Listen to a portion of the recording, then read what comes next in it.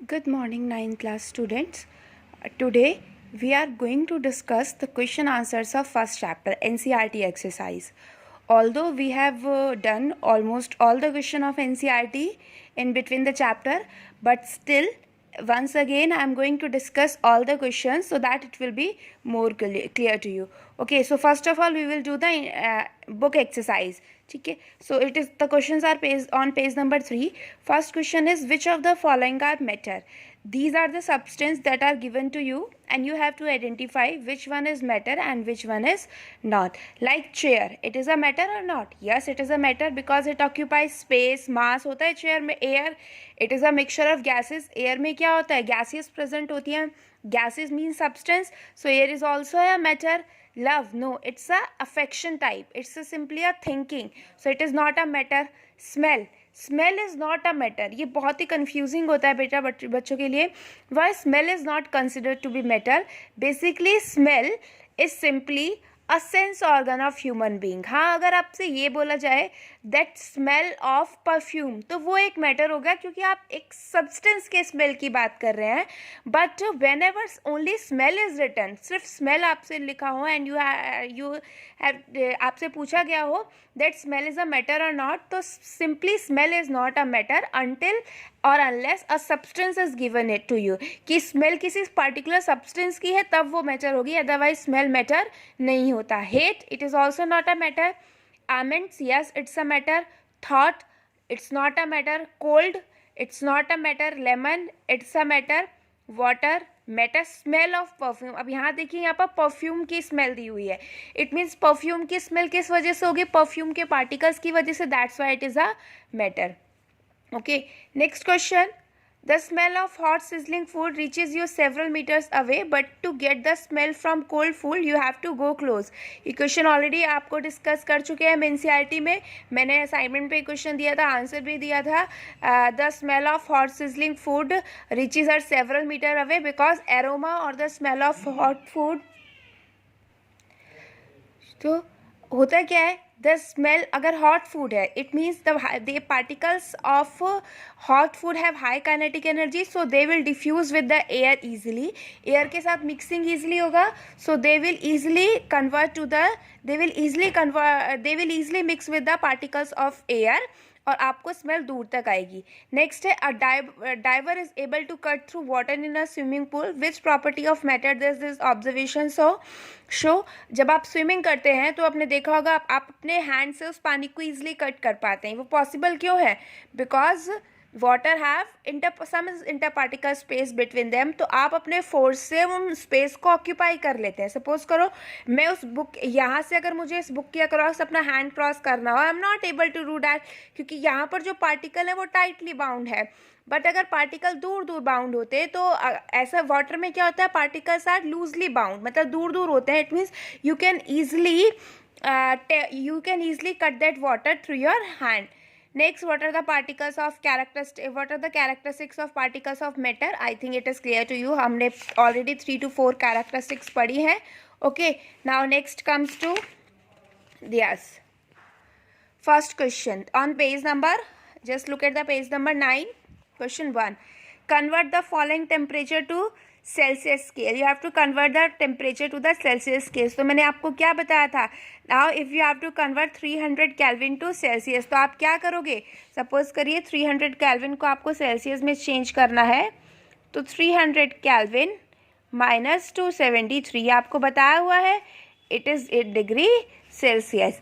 Means Kelvin में से Celsius में चेंज करना हो तो आप उसमें से 273 माइनस करोगे, और अगर आपको सेल्सियस से कैल्विन में चेंज करना हो तो 273 ऐड करेंगे. तो ये हो जाएगा तो 300 माइनस 273 जो वैल्यू आएगी ये हो जाएगा 573 minus 273. Next, what is the physical state of water at 250 degree Celsius? You all know that boiling point of water is 100 degree Celsius. तो 100 degree Celsius पे वो बॉयल होना स्टार्ट हो जाएगा. उसके बाद आप जितना भी टेम्परेचर प्रोवाइड करोगे that temperature is use to convert the boiled water into the vapour state. तो 250 डिग्री सेल्सियस पर वाटर किस स्टेट में एग्जिस्ट करेगा? वेपर स्टेट में. 100 degree Celsius means boiling point. Boiling point पे क्या होता है वाटर, मतलब आपका बॉइलिंग पॉइंट का मतलब क्या होता है, that conversion of liquid to vapours will takes place.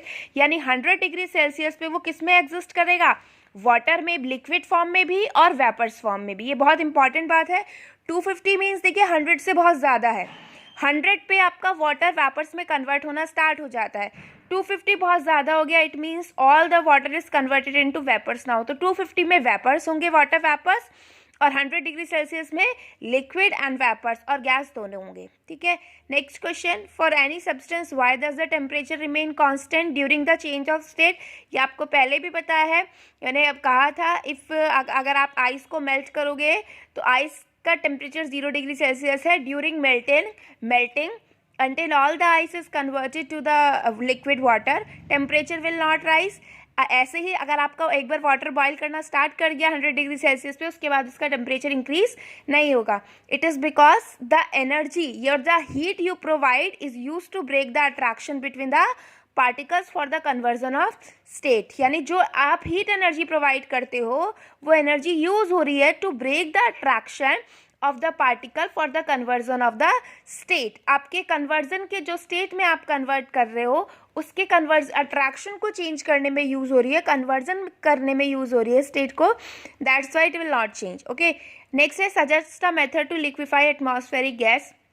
Gases को लिक्विफाई कैसे कर सकते हैं, बाय इंक्रीजिंग प्रेशर और decreasing temperature. So I hope that this is clear to you. Now next आ जाइए ऑन पेज नंबर 10. ये क्वेश्चन आपको गिवन है. Now look at this question.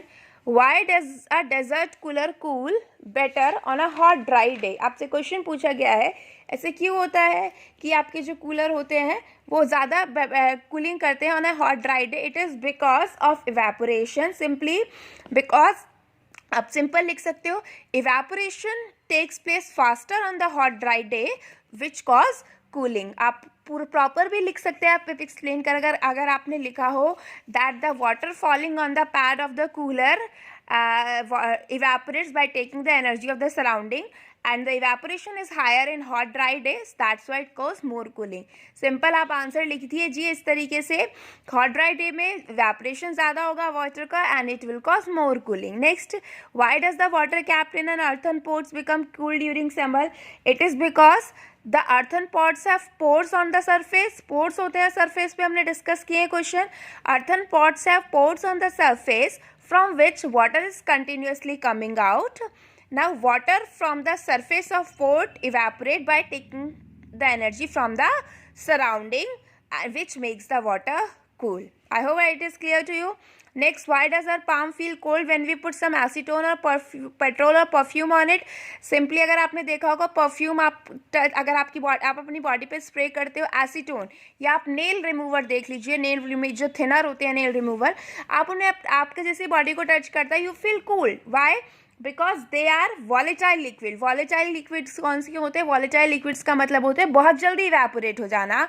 So when you put these liquid in your hand और in any part of your body, they will take the energy from your palm for the evaporation. वो आपकी body से energy लेंगे और gas vapours में convert हो जाएंगे.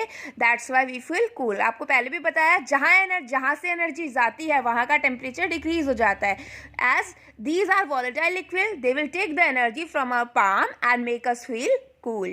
Next, why we are able to sip hot tea or milk faster from a saucer rather than a cup? क्या होगा इसका आंसर? मैंने बताया था, it is done because we have to increase the surface area. Greater the surface area, faster will be the cooling. Otherwise, our lips will get burned. ये हम किस लिए करते हैं, ऐसा क्यों होता है?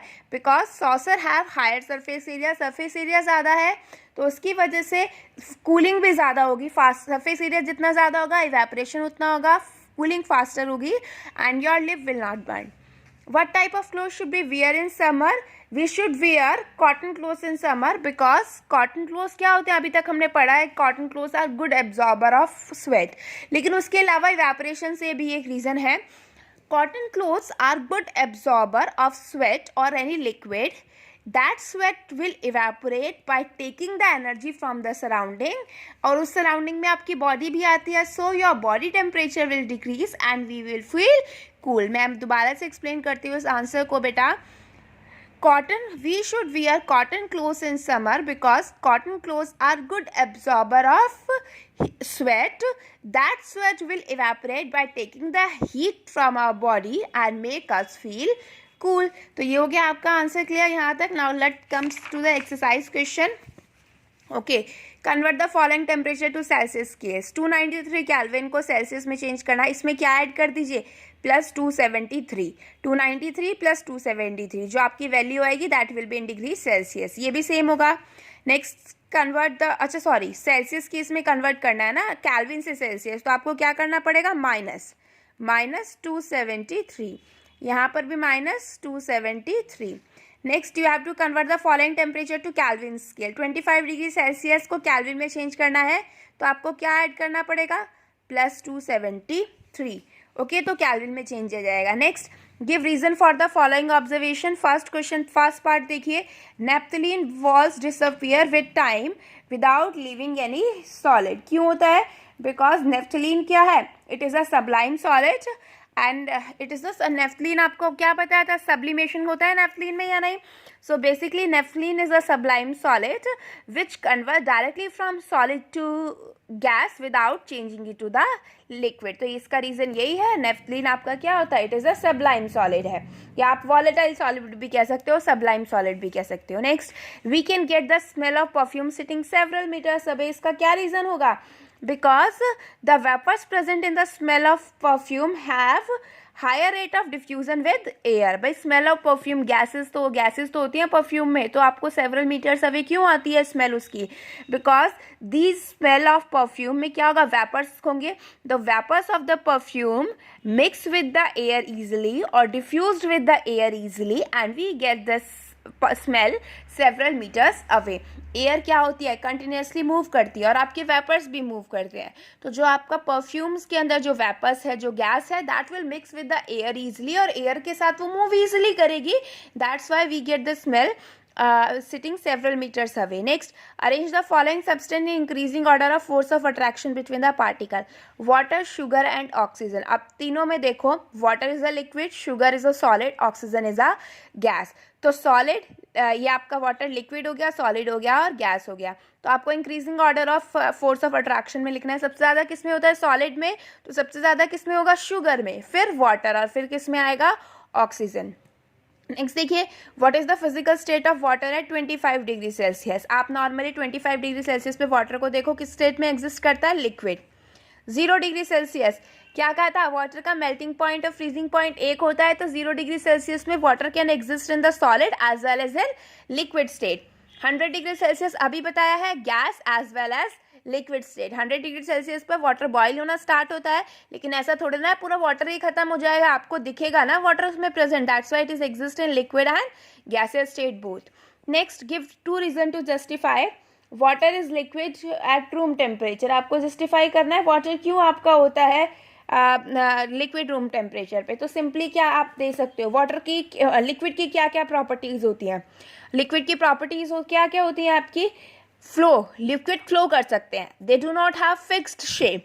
तो वाटर आपका फ्लो कर सकता है, तो आप एक लिख सकते हो, water can be flow easily from higher level to lower, या किसी भी लेवल से लिख दीजिए, water can flow easily. Second आप लिख सकते हैं, doesn't have fixed shape. Next, an almirah is a solid at room temperature. तो अलमीरा को क्या कह सकते हो, रिजिड और हार्ड है, कंप्रेसिबल नहीं होगी. अलमीरा, आयरन अलमीरा को आप कंप्रेस नहीं कर सकते, तो it is rigid, hard, not compressible, fixed shape and volume. आप कोई भी प्रॉपर्टी, 2 प्रॉपर्टी जस्टिफाई कर सकते हो. Next, why is ice at 273 Kelvin more effective in cooling than water at the same temperature. ये मैंने आपको बताया था, आइस एट 273 केल्विन आपका ज़्यादा होता है. क्यों, because ice will take heat of fusion from the material in contact and will cause more cooling. आप simply देखिए ice 273 पे, because ice particles have less energy, so they will take the energy from the material that are in contact with it to break the attraction. आपको देखा बताया था ice cold water लीजिए एक हाथ में और एक हैंड में आप आइस लीजिए, तो ice cubes are more effective in cooling because ice particle have less energy, so they will take latent heat of fusion from the material in contact and cause cooling. अगर आप अपने hand पे रखेंगे तो आपके hand से वो energy लेगा और आप जहाँ आपके हैंड से एनर्जी जा रही है, it means it cause cooling. Next, which will produce more severe one, steam, boiling water और स्टीम। अगर ऐसा क्वेश्चन आता है तो आप रीजन भी लिखिए। तो ऑब्वियसली बात है स्टीम, क्यों? Because steam has high kinetic energy than the boiling water. Next, name A B C D and F in the following diagram. ये मैंने आपको बहुत अच्छे से बताया है बेटा, ये पूरा डायग्राम आपको अच्छे से एक्सप्लेन किया हुआ है, मैंने बताया हुआ है, तो ये आप लोग खुद करेंगे। Okay, so this is the about the NCERT exercise. Now I have to discuss some important thing with you. Okay, तो I hope that you have already completed your NCERT exercise. नहीं करी है तो आप कर लीजिए, मैंने आपको बोला था। आप सारे क्वेश्चंस मैं डिस्कस कर चुकी हूँ। I will not share the solution because you should get the habit to write down the answers yourself. Okay, तो अब हम आते हैं अपने पेपर पैटर्न पे। मैं आपको थोड़ा सा कुछ बताती हूँ, फिर हम और क्वेश्चंस डिस्कस करते हैं। Okay, so this is the paper pattern. Annual exam में अगर हम बात करें, chemistry will be of 23 marks. आपके एनुअल एग्जाम की बात कर रही हूँ बेटा मैं, जो आपका एनुअल होता है एग्जाम, उसमें आपका केमिस्ट्री 23 मार्क्स का आता है और उसी के अकॉर्डिंग हम अपने पीटीज में अपने सिलेबस को डिवाइड कर देते हैं। ठीक है, PT syllabus only first chapter है आपका मैटर सराउंडिंग। अब आपके जो क्वेश्चंस होंगे, जो एनुअल में 23 का आता है, आपके पीटीज में hardly it is will be of 16 और 17 मार्क्स का होगा। अब क्वेश्चंस कैसे कैसे आते हैं वो हमें सुनना ज़रूरी है। 8th up to 8th you have matching, ठीक है, fill in the blanks, very short answer questions, MCQs होते हैं। अब यहाँ पर किस किस टाइप के क्वेश्चंस होते हैं? यहाँ पर होते हैं आपके वेरी शॉर्ट आंसर, 1 वर्ड और 1 सेंटेंस। आपके 1 वर्ड क्वेश्चंस होते हैं या 1 सेंटेंस क्वेश्चन होते हैं, जैसे हमने बहुत सारे डिस्कस हुए हैं। उसके अलावा आपके एमसीक्यूज आते हैं। I hope that there will be no problem in 1 word और एमसीक्यूज। आपने बहुत, हम काफ़ी टाइम से, आप 8 तक बहुत आपने एमसीक्यूज देखे हैं। ठीक है, उसके बाद एक और क्वेश्चन टाइप के क्वेश्चन आते हैं, assertion reason questions, and these question comes in 1 mark. ठीक है, उसके बाद आपका सेकंड टाइप आता है शॉर्ट आंसर क्वेश्चंस, 3 मार्क्स। उसके बाद आते हैं आपके long answer questions, 5 marks. Okay, अभी जो आपका पैटर्न है वो यही है, चेंज होगा, then we will change according to the CBSE, but अभी तक यही है। कुछ 1 मार्क क्वेश्चन होंगे, कुछ 3 मार्क होंगे, 5 मार्क होंगे।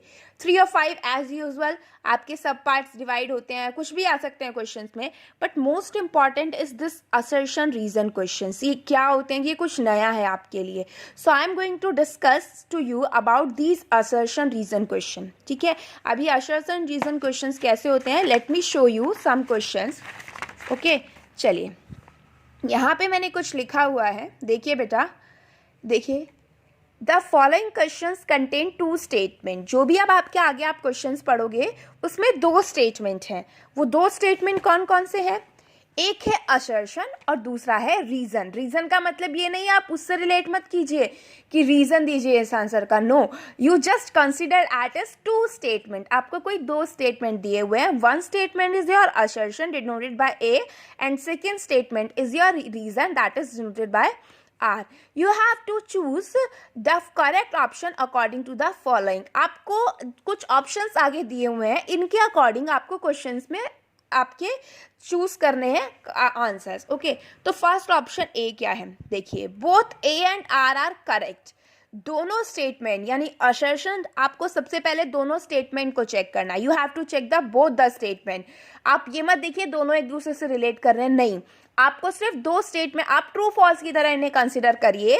पहले आप ए को अलग कंसिडर करिए और आर को अलग। दोनों स्टेटमेंट को as a true false consider करिए कि दोनों स्टेटमेंट सही है या नहीं है, कि ए आपका ट्रू है या आर भी ट्रू है, या ए फॉल्स है आर ट्रू है। तो पहले आपको ये देखना है। तो ए ऑप्शन आपका क्या होता है? Both A and R are correct and R is the correct explanation of A. यानी कि ए स्टेटमेंट भी सही है, आर स्टेटमेंट भी सही है। ये फर्स्ट पॉइंट हो गया आपको जो देखना है। उसके बाद हमने देखा कि आर जो आपका दिया हुआ है that is the correct explanation of A. यानी ए कोई एक ऐसा स्टेटमेंट दिया हुआ है जिस स्टेटमेंट को एक्सप्लेन कर रहा है आपका आर, अभी हम क्वेश्चन देखते हैं, यानी आर एक ऊपर एक स्टेटमेंट लिखा होगा और उससे स्टेटमेंट का रीजन लिखा होगा उसके नीचे, और दोनों एक दूसरे को कोरिलेट कर रहे हैं, तो फर्स्ट ऑप्शन तभी होगा ए, आप तब लिखोगे जब दोनों स्टेटमेंट भी सही हो and R is the correct explanation of A. B पे आ जाइए, बी पे देखिए, both A and R correct, दोनों स्टेटमेंट सही है, असर्शन भी करेक्ट है, रीजन भी करेक्ट है, but R is not the correct explanation of A. दोनों स्टेटमेंट अपनी अपनी जगह सही है, but R is not the correct explanation of A, यानी आर ए से कोरिलेट नहीं कर रहा है, आर ए को डिफाइन नहीं कर रहा है, तो ये आपका ऑप्शन कौन सा होगा? B. Next C, A, assertion statement is true, assertion वाला जो स्टेटमेंट है that is true, but reason statement is false. D, reason is true statement, reason आप वाला जो स्टेटमेंट है वो सही है, but A assertion statement is false. Okay, तो चलिए अब मैं आपको क्वेश्चंस देखती हूँ एक दो, फिर आपको क्लियर हो जाएगा। देखिए फर्स्ट क्वेश्चन है, असर्शन दिया हुआ है, solid carbon dioxide CO2 is known as dry gas. देखिए सॉलिड कार्बन डाइऑक्साइड को ड्राई गैस बोलते हैं, इट इज ट्रू और नॉट? तो ये हम क्या हो गया, ट्रू हो गया या नहीं? मैं ब्रैकेट में आपको लिख के थोड़ा सा आप रफली लिख लीजिए, ट्रू हो गया, ठीक है, यानी असर्शन वाला करेक्ट है। रीजन, सॉलिड, अब ये दूसरा स्टेटमेंट चेक करिए, इसे छोड़ दीजिए, पहले दोनों स्टेटमेंट को चेक करिए। Solid carbon dioxide can directly convert to gas without changing to liquid, क्या ये स्टेटमेंट सही है? Yes, it is also correct.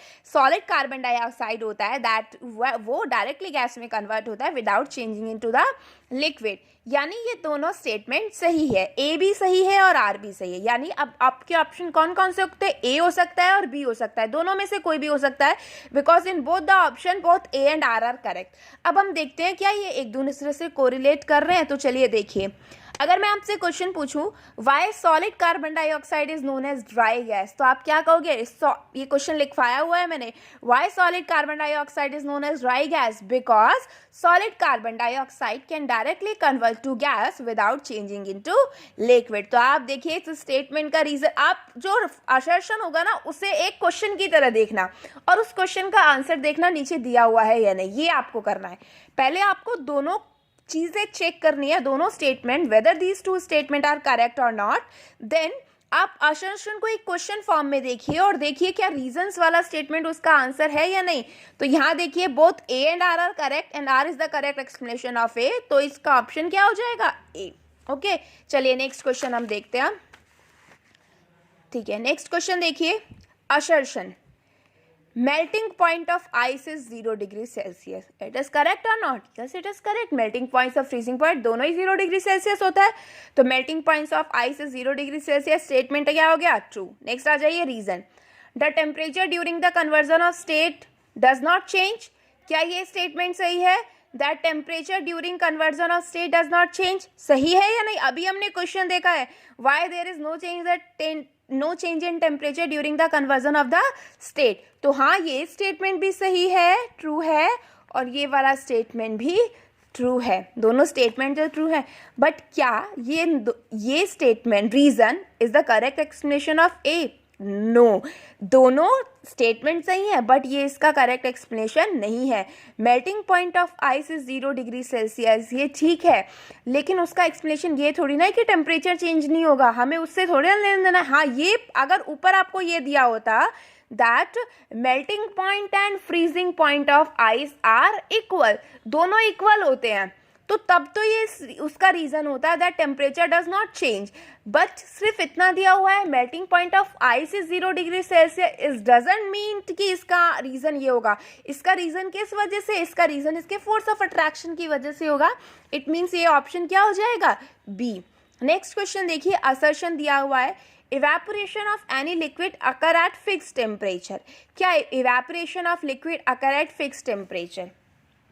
क्या ऐसा सही है? इवेपोरेशन फिक्स टेम्परेचर पे होता है? आपको पता है वाटर आपको इवेपोरेट करना हो that will splits on the floor उसके लिए आपको एक पर्टिकुलर टेम्परेचर देना पड़ेगा। ऐसा है कि आपने जो वाटर जो स्प्लिट आउट किया है, एक आप रूम में कर रहे हो स्प्लिट आउट, एक आप फ्लोर अपनी रूफ पे कर रहे हो। रूफ पे ऑब्वियसली बात है टेम्परेचर ज़्यादा है, सन की डायरेक्ट हीट जा रही है, और फ्लोर पे कम है। तो क्या ऐसा होगा जो आपने रूम में वाटर स्प्लिट किया है वो इवेपोरेट नहीं होगा? इवेपोरेट तो वो भी होगा ना नॉर्मली, हाँ बेशक से थोड़ा धीरे होगा, but it will also evaporate. और हम ये कहते हैं ये एक पॉइंट ऑफ डिफरेंस भी है इवेपोरेशन और बॉइलिंग में, that evaporation does not occur at fixed temperature but boiling occur at fixed temperature। तो ये वाला जो स्टेटमेंट है ये क्या हो गया? फॉल्स, यानी A is false। Next, evaporation cause cooling, obviously बात है सही स्टेटमेंट है। यहाँ पर देखिए A is false but R is true। Relation तो देखना ही नहीं है, हमें सिर्फ इतना देखना A फॉल्स है R ट्रू है। तो अब आप ऑप्शन देखिए कौन सा हो गया? A फॉल्स और R इज ट्रू, तो ऑप्शन डी हो गया। So these are the assertion and reason type question that will comes in the exams। आपके एग्जाम्स में आएंगे ही आएंगे ऐसे क्वेश्चन। तो आपके क्वेश्चंस को आपको क्वेश्चंस के टाइप बता गए हैं किस तरीके से आते हैं। जो पढ़ा है आपने वही चीज़ है, बट क्वेश्चन कैसे चेंज हो गए, क्वेश्चन किस फॉर्म में आ गए, वो आपको पता होना चाहिए। So I have already explain all the, मैंने 3 एक्सप्लेन कर दिए हैं, ये वाला मैंने एक्सप्लेन नहीं किया है। क्वेश्चन आप कोई भी क्वेश्चन आपको दिया जा सकता है, आपको बस उस स्टेटमेंट्स को इसके अकॉर्डिंग चेक करना है। I hope that this is clear to you. Okay, now let us discuss some more question of this chapter. बेटा I have given a lot of questions to you because हमें ज़्यादा से ज़्यादा इसकी practical application देखनी है इस chapter की। और क्वेश्चंस का मतलब ये नहीं है, डजंट मीन कि you have to learn the question answers only. 9th onwards you have to read out the notes and also the question answer। notes के साथ साथ आपको question answers भी अच्छी तरीके से करने होते हैं। Okay, so I hope that this thing is clear to you. चलिए मैं अब आपको एक क्वेश्चन और कुछ क्वेश्चंस डिस्कस करते हैं। चलिए next question, select the sublime solid from the following. आपको इनमें से सब्लाइम सॉलिड बताना है। Potassium permanganate, copper sulphate, naphthalene and camphor. Potassium permanganate नहीं होता सब्लाइम सॉलिड, बहुत बार हमने देखा है। कॉपर सल्फेट नहीं होता, हाँ नेफ्थलीन बॉल्स होती है, कैम्फर कपूर। तो naphthalene and camphor are sublime solid. Next, what is the full form of CNG? पता है आपको? Compressed natural gas. यहाँ इसलिए क्वेश्चन ये आया है क्योंकि ये गैसेस से रिलेटेड है। Compressed natural gas, mention it's one property which make it so important. क्या इसकी इंपॉर्टेंट प्रॉपर्टी है? It does not create pollution during combustion, इसलिए तो हम सीएनजी को यूज करते हैं, इको फ्रेंडली है, तो it is the main one property. Next, also name the property of gas due to which it is possible to fill CNG in cylinder for using as a fuel in car. ऐसी gases की कौन सी properties है जो CNG को, cylinders को fill करने में use होती है सीएनजी को? तो गैसेस आर कंप्रेसिबल, कंप्रेस हो सकती हैं तभी तो आप उन्हें सिलेंडर में फिल कर सकते हो, अदरवाइज नहीं कर सकते। तो प्रॉपर्टी कौन सी होगी? Compressibility of gas. Next, what is dry ice? Solid carbon dioxide is known as dry ice। Next, what happens when the pressure under which it's stored is decreased to 1 atmosphere? आपको मैंने बताया था that dry ice is prepared at high pressure, 5-6 atmosphere का pressure होता है। अगर आप उस प्रेशर को डिक्रीज कर देते हो तो dry ice convert to solid carbon gaseous state of carbon dioxide. तो आप देखिए, आपसे क्वेश्चन पूछा है 1 एटमॉस्फेयर मतलब आपके नॉर्मल जो आपका अर्थ का एटमॉस्फेयर है वो, और हमारे एटमॉस्फेयर में गैस कार्बन डाइऑक्साइड किस फॉर्म में मिलती है? गैसेस में। तो ऑब्वियसली बात है हाई प्रेशर पे वो ड्राई सॉलिड फॉर्म में होती है, but if you reduce your pressure to 1 atmosphere, that is your atmospheric pressure, it will convert into the gaseous state.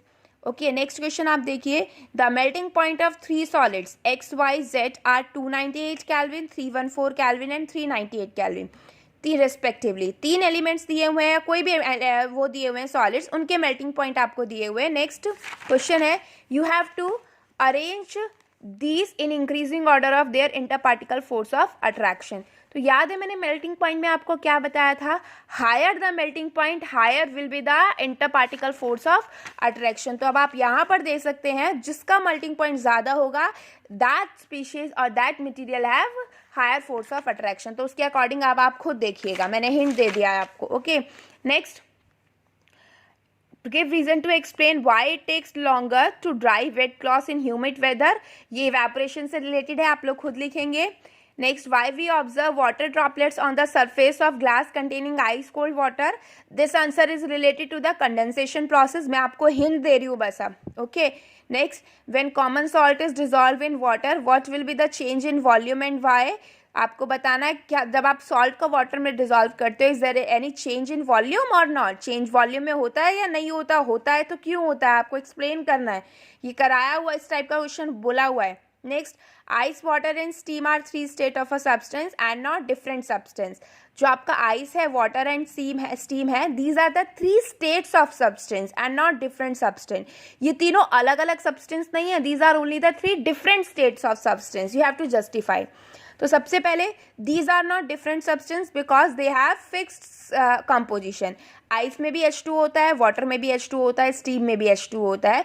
So all these have fixed composition which can be but they can be changed from one form to another by changing the temperature। तो ये आपका justification हो गया। ice, water and steam are interconvertible to each other by changing the temperature and as their composition are same so they are not the different substance। I hope that this is clear to you।